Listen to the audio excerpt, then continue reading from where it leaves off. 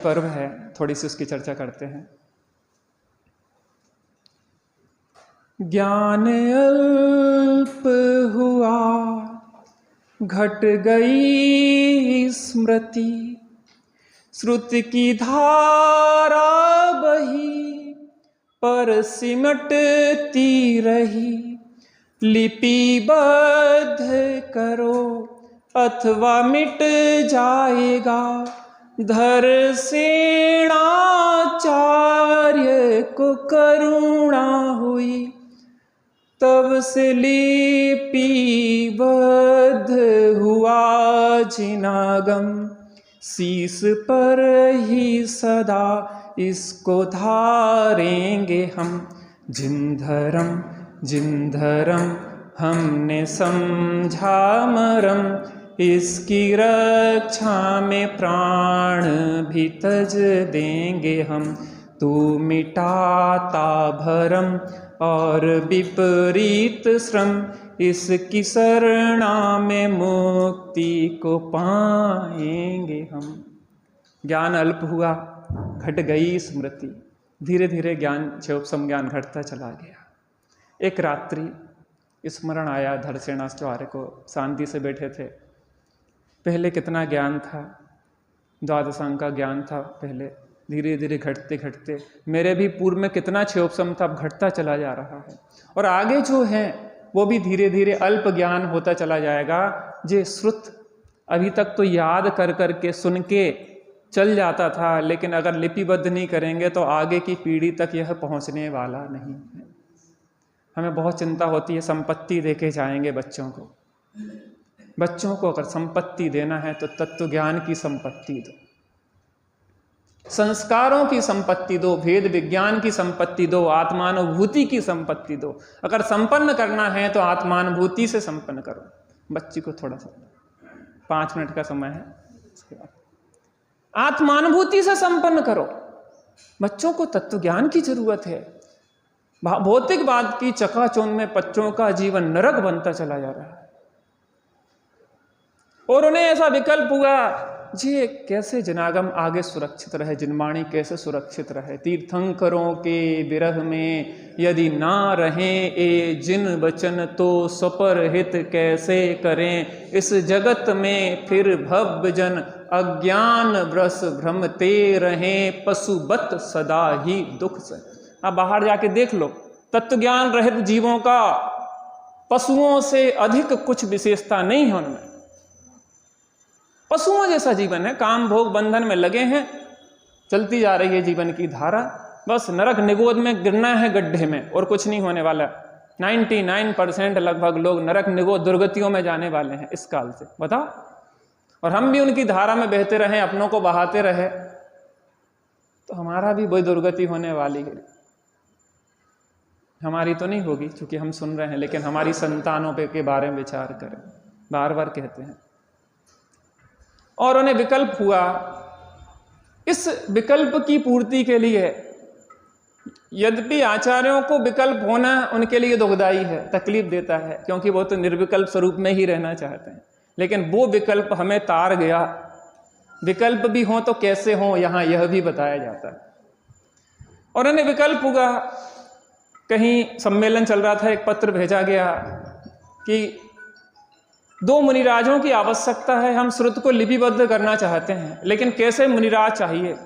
वो ज्ञानवान होना चाहिए, वो विवेकी होना चाहिए, वो ध्यान एकाग्रता में विशेष होना चाहिए, और विनयवान होना चाहिए। 4 विशेषताएं हो।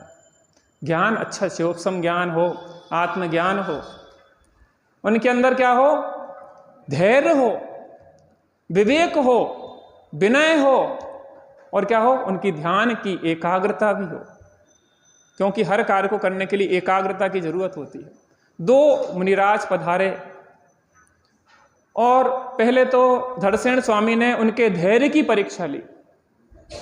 बोले ही नहीं, बैठे रहे। दिन 2 दिन व्यतीत हो गए, लेकिन वो धैर्यवान से बैठे रहे, हाथ जोड़े। हमें जिनवाणी की कितनी विनय होना चाहिए। हम सोचते हैं जिनवाणी शुरू हो जाए तब हम पहुंचे।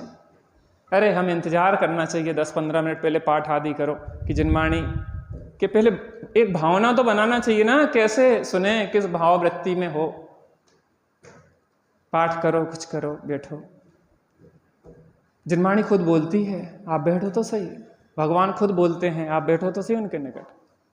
विशुद्धि से सब याद होता है। आए, मंत्र दिए, मंत्र सिद्धि करो, देखते हैं तुम्हारी ध्यान एकाग्रता कितनी है।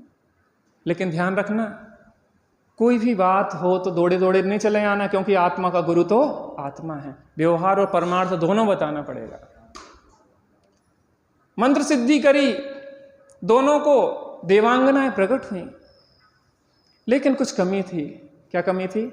एक कानी थी और एक दांत एक का ज्यादा था, अर्थात एक हीन अंगी थी और एक अधिक अंगी थी। और देवांगना ऐसी होती नहीं है। चलो आचार्य के पास। फिर याद आया कि आचार्य देव ने क्या कहा था कि आत्मा का गुरु तो आत्मा होता है।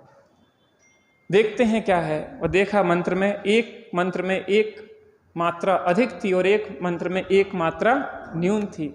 उनने शोधन किया और आके ध्यान में बैठे और सर्वांग सुंदर देवियां प्रकट हुई। आचार्य देव के पास पहुंचे। आचार्य देव, मंत्र सिद्ध हो गया, क्षमा चाहेंगे कि मुझे आपके द्वारा दिए हुए मंत्र में शोधन करना पड़ा। तो उन्होंने कहा कि मैंने परीक्षा ली है, तुम में विवेक है कि नहीं है। तुम रटी रटाई तोता रटन तो वाले तो नहीं हो, अपने विवेक का प्रयोग करोगे कि नहीं करोगे, इसलिए जानबूझ के ऐसा किया गया। उसके बाद उनकी विनय जो थी वो गुरु के लिए समर्पित हुई है। विनय भी देखी, ऐसा नहीं कि अहंकार कर किया कि हमने सुधार लिया, तुमने तो गलत दो। तो विनय के बाद उनकी पात्रता सब प्रकार से परखने के बाद धड़सेनाचार्य ने उन्हें श्रुत का ज्ञान कराया। और वो श्रुत का ज्ञान करवा के उन भूतबली और पुष्पदंत स्वामी ने उसको लिपिबद्ध करना प्रारंभ किया। बहुत विस्तृत बातें हैं, मैं तो बहुत संक्षेप में आपको समय सापेक्ष बात कर रहा हूं। और उस श्रुत को लिपिबद्ध करते करते आज के दिन श्रुत पंचमी जिसे कहा जाता है, आज वो सठखंडागम ग्रंथ क्या हुआ था? पूर्ण हो गया था। और देवों ने आके उस ग्रंथ की, उस जिन श्रुत की पूजन अर्चना की थी।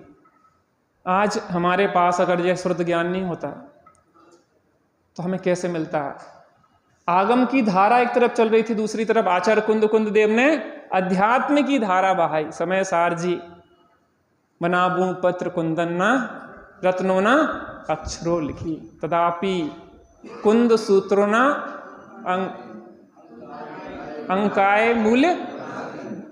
उनका कैसे कहें, क्या कहें उपकार प्रभुवर, क्या कैसे कहें उपकार आपका। इस तरीके से हमारे पास श्रुत आया है। इसकी पूजा मात्र करने के लिए नहीं है, पूजा भी करना चाहिए, लेकिन पूजा तब है सच्ची जब इस श्रुत को हम अपने अंदर उतारें। मात्र धारणा ज्ञान पे नहीं, जो इसमें लिखा है उसको जिए और अपने जीवन को संवारें। हमारी श्रद्धा को समीचीन करें, अपने ज्ञान को समीचीन करें और अपने आचरण को समीचीन करके अरिहंत और सिद्ध दशा को प्राप्त करें। यह यहाँ पे आचार्यों की भावना रही है। कैसे यह जनागम लिखा गया, दो पंक्ति से इस बात को अपन पूरी करेंगे। लिख रहे थे मुनि ताड़ पत्रों को ले, ना कलम ना स्याही न चौकी धरे, चुभते कांटे कलम टप टपाता लहू, ऐसी करुणा लौकिक हिया में धरे, दे गए वे हमें जो जिनागम सभी, मोल उसका कभी नाक पाएंगे हम। जिन धर्म ने समझा मरम, इसकी रक्षा में प्राण भी तज देंगे हम। नाम से हम रहें या भुला दें सभी, नाम इसका मर कर जाएंगे हम।